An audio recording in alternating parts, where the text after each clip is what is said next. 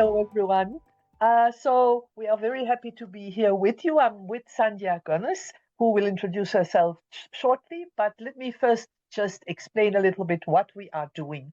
So we are both members of the International Research Network, IRN, that focuses on seamless and sustainable education. So we are all members from all over the world, and we get together on regular occasions to talk, to do research together. And this year we thought it would be very interesting to organize a series of podcasts on a particular theme. And today I'm very pleased to be with a colleague from Mauritius, and I'm going to ask Sandhya, can you please introduce yourself to us? So hi, Karen. Thank you so much for having me. Thank you so much for working with me on this project. I'm very honored to be part of the IRN. I think it's a great network, people who are doing a lot of very interesting projects, very interesting work, and also thinking. I think the thinking process is important around the whatever innovations education is bearing is also, also taking part of. A lot of technologies were brought into education eventually, but now we are looking at, how any education can give back. So I have been working at the Center for Innovative and Lifelong Learning for past 15 years, and I have taught on open educational resources projects. I've worked on learning design, and I've also worked a lot now with people and culture through the MBA courses that I'm on. So it's a very nice way of navigating through the human aspects, and I think that is where the artificial intelligence comes in as a tool, first of all, but something that is going to enhance the way that we teach and learn. So thank you for this opportunity, and yeah, let's get started with our discussions. So Karen, can you just tell me about your experience with seamless education? First of all, I think it's important for us to understand what seamless education is about and how AI fits into this seamless education. Yes, I think that's an excellent question because indeed the network looks at seamless education, and our focus last year was very much on artificial intelligence, and so bringing those two together is very important. So when you think of the word seamless education, you really think of a flowing type of education, where educational content really is linked to people's specific needs at a particular moment in time. And it also refers to, the integration of technology, so that going from one medium to the next one happens in a seamless manner. And I think really this is the general idea around it, but we can delve deeper into that. I mean, if you want to add something to that. So I'm thinking that, artificial intelligence is really, it's those tools that can now give us that opportunity to do things in a personalized manner. And I'm thinking both on the side of the instructor, the educator, the teacher, the professor, the facilitator, but also on the side of the learner, the student, so that the design, because I think you are also an instructional designer, it's something that we have in common, so that, the design of the learning experience can be more geared towards the individual learner's needs. What is your take on that? Yeah, when I was thinking of seamless, I was thinking, okay, so you start in a classroom or you start online where you're having an interface with the content, with the educator, and eventually you can take that along. So if you're traveling, you can continue with your learning. So there's a seamless sort of transition between workplace, between schools, between homes. And eventually, when you're traveling, you can do like start a class start working on some reading or some activities in class, and then do quizzes which are online. So while you're traveling, so you're still continuously just in time, just in context sort of learning. So I thought the seamless part was more about effortless education. I think that was an interesting aspect. Oh Um, yeah, I like that. And I'm also thinking, the link with open education is very clear there. exactly, Mm. exactly. Um, if we look at it, the openness or accessibility of the education system, I think that there's lots that we can do now with AI in terms of understanding what we're doing, what we're learning, the way that AI allows you to ask questions, the way, and you don't feel shy, or you don't feel that this is a stupid question. It's like, okay, there's nobody judging you here. It's somebody who is somebody. But it's a tool which is sort of preempting your questions and actually guiding you. Um, with you still in charge, which is why I think it's important for students to understand that they have to be in charge. They just can't take things at face value. So, if we're looking at, for example, personalized learning and language learning, that's your domain. What do you think AI provides as opportunities for good learning? Okay, so Mm. look at what good learning is about. Yeah, that's a very good question. I think good learning is learning that responds to a particular need of a person at a moment in time. Mm. So good learning can be a wide variety. It can be good learning over a long period of time, but it can also be instantaneous good learning. Mhm, So I think what AI can provide us there, especially in language education, is um, you know, input. mhm, We know that with learning it needs to be scaffolded, and the input needs to come at a particular time. mhm, So with language learning, for example, I mean, I'm in a setting in Eswatini where French is a foreign language. We have hardly anyone speaking French here. So for learners, this creates a very difficult situation. The only opportunity they had for a very long time was an in-classroom opportunity, whether it's a virtual classroom or a face-to-face one. But it was that particular moment. Now with AI, that has been enlarged tremendously. I can, wake up at 5 in the morning and think, okay, I'd like to do a little vocabulary exercise. I've been reading about something relating to AI. Let me just see what vocabulary is around that in French. What can I do with it? Maybe I want to do a little role play, and my AI tutor can assist me with that.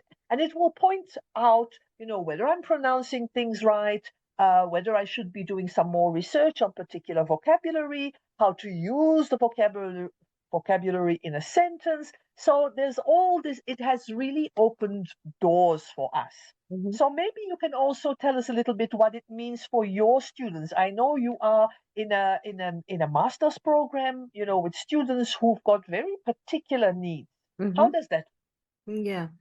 Um, so the Masters in Education Leadership program, we have had a lot of discussions around how they are looking at leadership in terms of what they can bring to their environment. So as aspiring leaders, how they take the lead on education technologies. This is something which is uh, enhancing, which is already, encroached, I would say, into the students' lives. But the teachers are finding it quite difficult, especially now um, with this digital native group of students Mm. who feel that they understand technology better than the teachers. So at one point, we really need the teachers to be in charge and to understand how and to engage with AI as responsible users. Um, so when we look at education leadership, for example, we look at aspects of ownership, but also responsibility, ethics, understanding how we're not leaving anyone behind because of particular, equity, not leaving anybody behind because eventually, you don't want to create that divide. Students who have access to these tools, and also, like, I think the language, so equity in terms of how you prompt, equity in terms of how you are able to interact with the tool. So I think there's lots of things here because even here in Mauritius, we don't have native English speakers. They're not native French speakers, but it is part of the education system. We are bilingual. We do use a lot of both languages for education, for understanding, and media. So when we're looking at how teachers are navigating this very complex and very um, a very complex and fast-moving education world, we're looking at how they're going to they themselves acquire the knowledge for AI. And here we do think a lot of hand-holding is important. Like, we really can't impose um, a policy, or we can't really impose, this is going to be the way that we're going to be working nowadays, as from now, because of AI. They really need to engage with the understanding of how AI is created and how AI is eventually going to evolve, and how they can play a part in creating the AI world. So there are a lot of AI workshops, but I don't think there are enough workshops where teachers are shown, okay, this is how it's created, and you don't need to be scared about it. So understanding, getting more familiar about that. I think that's something that we could work on. Thank you. Yeah. I like that. I mean, I can hear, your kind of pointing towards some of the challenges that we have in our settings, in the global south. And these challenges are, so many. I mean, many have to do with, just the infrastructure, the internet connectivity. I mean, just now we were saying, okay, if there's a storm Yeah. or, there's an electricity outage, then suddenly we are no longer connected. And that makes things extra difficult, in addition to all the issues that you've already raised. There's the digital divide. I mean, is this AI thing going to make the digital divide even larger, or is it going to help us to bridge the gap? I think, Mhm. more questions than answers really in Yeah. this domain. So I was also thinking, and at some point I think you and I have discussed it, about the augmented reality and the virtual reality, and I think the consensus was that for us this is still very far from our Mhm. daily lives, in the classroom and with the learners. But True. in other areas in the global north, this is much more Yeah. common. Yes. When you think of a project like Second Life that was used Yeah. for language learning, I mean, for us, this is still Yeah. Bandwidth far away. Mm. bandwidth issues, already Mhm. to log on to the Second Life was such a challenge. Yeah, I think you're right. And when we look at also the way um, the students are relying on this AI, overly, thinking that they can get away with having copied, particular information and just put it there. I had a session with my students, and I showed them how Turnitin was actually going through the contents and highlighting parts which were in AI, and that took them a bit, aback, uh, because they thought that, they could get away with it. So I think understanding the students' perspectives, and understanding that, that eventually there is this bias in terms of how the information is being fed to them. and understanding that, you know, when I showed them, okay, these references that you've put in there, can we go search for them on Google, and that they don't exist. And they were like, okay, yeah, there is something that we need to work on. And it gave them perhaps a bit more of reassurance that the artificial world's not taking over, that they still have agency, that they still are able to decide and direct their learning. So I think this is an important part that we need to probably put into all the types of policies where students have to be able to understand how they're going to be assessed. And I think assessment is another thing that we had discussed in terms of how our students are working, and just thinking that it's so easy to go through university nowadays.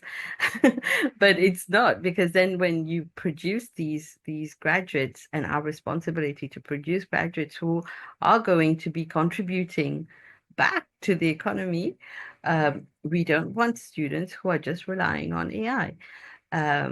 So yeah, I think there is a very important work to be done in terms of how they are using AI, how they are critically understanding the use of AI. So yeah, and can you tell me a bit more on how language learning tools are helping your students eventually, and what are challenges, or what are, you know, what are the mm, assumptions they make when using these tools? Yeah, so the students here, of course, they've all tried using them and they're all experimenting with it. Yeah. And I think some have had similar reactions as yours, probably, by saying, okay, this can do a lot for me, but in the end, it is my responsibility. I have to take, responsibility of what I'm producing and what I'm putting out there. Mm, And I think what we've seen is a shift in indeed how we are assessing. So, I mean, since quite some time, we are now talking about authentic assessment, but I think it's becoming more and more difficult to even find authentic assessment activities that work if we allow people to use AI. And I don't think we can do anything but allow people to use AI. And so I was thinking when you were speaking about what I was reading recently about the AI agents. So for now we're just looking at the tools, but we are swiftly moving into AI agents. And I read that in a couple of years, an AI agent will be able to complete completely independently a project of a month. mm, mm, So this is now getting really scary because with the AI agents, you are kind of giving control to your laptop or to your smartphone environment, and the tool takes over. mhm, So I think we need to quickly make sure that our learners, our students, get a grasp of AI yeah, because it's moving so fast that if we don't accompany them fast enough, they'll mm, be completely lost. But yeah, going back to the AI for language learning, I now encourage my learners to, when we talk about something in the classroom, or there are concepts they don't grasp well, to go and to ask the concept to be explained by an AI tool, whether it's ChatGPT, Grok, Claude, DeepSeek, Mistral. I mean, the list is endless. mm, And then go into an interaction with them. So asking the same questions as they would ask me in a classroom setting, but for which we probably don't have time.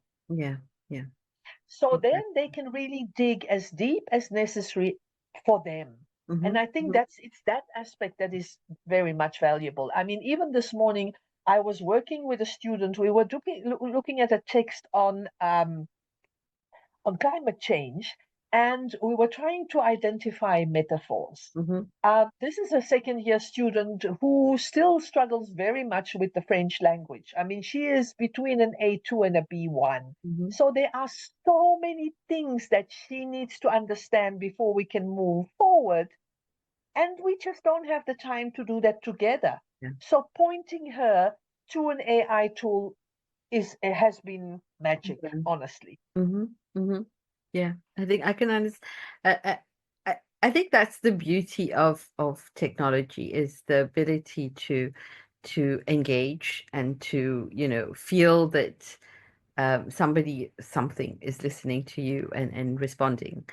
And but again, uh, there's this constant engagement and probably there's cognitive overloads that happen with students. So I guess also we should be talking to them about boundaries and understanding, when to engage and when you should probably be reading articles or reading, a bit more rather than just just accepting the tool for what it's providing to you. Um, so I think it's a great point because it also goes back to, the sustainability. And in the network, we also try to work about sustainability. And if they are going to use an AI tool to ask, I'm gonna call them stupid questions. I mean, they're never stupid. We know that in education. But the little fact-finding missions or the little, the references, they've improved a lot, all those things, mm, it takes a lot of energy. yes, it does. So we must be mindful of that aspect as well. And the cognitive overload, as you rightly pointed out, we are now, engaged Exactly. and our brain is working 24/7. Yeah, We can feel that. How much more can they feel that? exactly. Their job is to So, learn. so when you talk to your students, how do you tackle that aspect? Just warning them not to be too dependent. Mm-hmm. Um, well, I've moved away from more written activities, learning activities. So I've used a lot of quizzes that's just for recall, just for understanding and probably it's more an administrative check, like who's in class, who's not in class, who's actually paying attention. And so they do go through these quizzes very, very easily. But what I do is I also ask them to do interviews. I ask them to go and record the interviews. So actually talking to people. They obviously come up with pre-prepared questions that have been, done through ChatGPT or other AI tools. But at least they are having conversations. They are getting through past this mental block of actually talking to people. And I think we really need to get students to be more aware of the people who are around them, how they are working and how they are creating knowledge. And eventually the academics or people in industry that they're talking to understand that this is the real world. Your AI world is not the real world. So I think this is one way of getting them to understand that, they have to use it as a tool, but eventually they have to be able to validate the information that they're getting and understand the context and emotions and eventually, the qualities and competencies that go into understanding what teaching is about, what leadership is about. So yeah, it's really a very interesting way of looking at uh, you can leave AI to do the more uh, automated pers aspects, but this is an opportunity to engage with real people and you have the time for that. How do you feel about people from underprivileged backgrounds and people who don't have access? What? Well, I think it's a very tricky thing. I think one of the things we need to do is raise awareness. So as you were saying, the workshops are needed. We need to get as many people involved as possible. And I'm very happy to say that, This is why we've organized, a certificate course, artificial intelligence, generative artificial intelligence for educators. And the idea is really, and we find that there's people from primary school up to universities, from school inspectors down to the people in the ministries, the school principals, all coming together. And I think it's important we do that, because this people need to understand that it's kind of, in the settings we are, still a privilege, to have internet access, to be able to work in this environment of seamless education, to be able to use artificial intelligence schools, and then realize that we shouldn't be the only ones. This is an opportunity. It should be seen as an opportunity for all of us to benefit. And I'm hoping that through the discussions that we have with them, that we can make them see that once you have certain skills and certain knowledge, you have to share it, and you have to bring other people on board. So I think that's one of the ways that we try and work in that direction. But of course, this cannot be done without the ministries being there with us. And I think in many of our countries, maybe that's still the part that is lacking, because in the ministries, people are still very much wary. They are scared. And so, it's a conversation. I think it's a societal conversation. Yeah, I agree. And especially that having these workshops regularly, like not a one-off thing, having these, because the tool is moving so fast. And eventually, students will be thinking, then why do I need an education? Why do I need to go to university? When somebody's going to take over my job eventually. The things that I'm learning is going to be done by another tool. I had this discussion with an academic who's nearly retiring, but she has been extremely technology innovating. She has worked on GIS for Mauritius, and we're working on a lot of projects in terms of social vulnerabilities and mapping that on GIS. And she was like, oh, so she has a lot of technological background to say, but she was scared when she was using AI, and she's like, oh, this is going to take over my job. And I was like, no, you are very, very important here, because the students are going to look to you for validation. They're going to look to you to understand that they are on the right path, and that what they're learning is something that is going to be used, because you are the interface between industry at some point, and you will know how to guide them towards what industry needs. So I think educators should be aware that AI is not going to take over, their jobs, and that their presence is still very much important.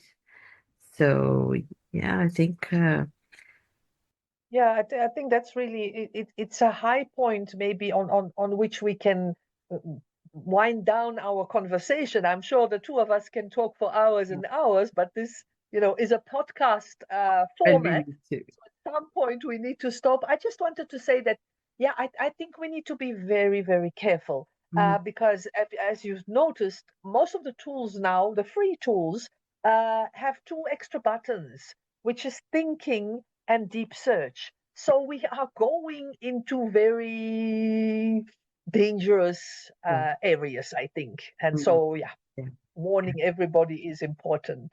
Yeah, exactly. What is your parting shot? Okay, so for me, I mean, I think we're still learning. There's lots to learn, and it's exciting because at some point it helps you so much to do your job better, and it allows you so many more opportunities. For example, text to video. Like before, we used to, like you're saying, it takes months to do one job. Now you can do that within minutes. So I think the opportunities are amazing. There's lots there's lots that we can help our students with, and we're still going to be very much, a part of this journey together with AI. So understanding, I think it's important to also understand how it's created. So I think these are aspects I would like to explore further. So, what do you think? What are your next steps, Karen? So, how do we? Okay, my next steps. I'm trying to keep abreast of what is happening, and it's happening so fast. So we're going from these large language models to the smaller ones that are much more focused. We are seeing more tools being capable of much more than they were in just a couple of months ago, even a couple of weeks ago. So it's just trying to keep on following what is going on. And then the deeper reflection that we've tried to look into as well in this podcast is really what is this leading to? Where are we going? Yeah. We want to embrace new technologies, but must we embrace them with open arms, or must we leave some space for hesitations? So I think that's really where I'm at, just Yeah. trying to keep up. Yeah. Um, Trying to keep and up. I think on that, probably, Yeah. Sandhya, I think we'll have to Yes. close this little podcast. I hope we will have an opportunity to continue this conversation in the near future. It's always a great pleasure to be with you and You to too. have these conversations. Thank you, Karen. As usual, I'm learning so much from you also. So thank you so much. And yeah, Super. let's Okay. Bye bye, see you. listeners. Thank you for Bye bye. listening. Thank you, everyone.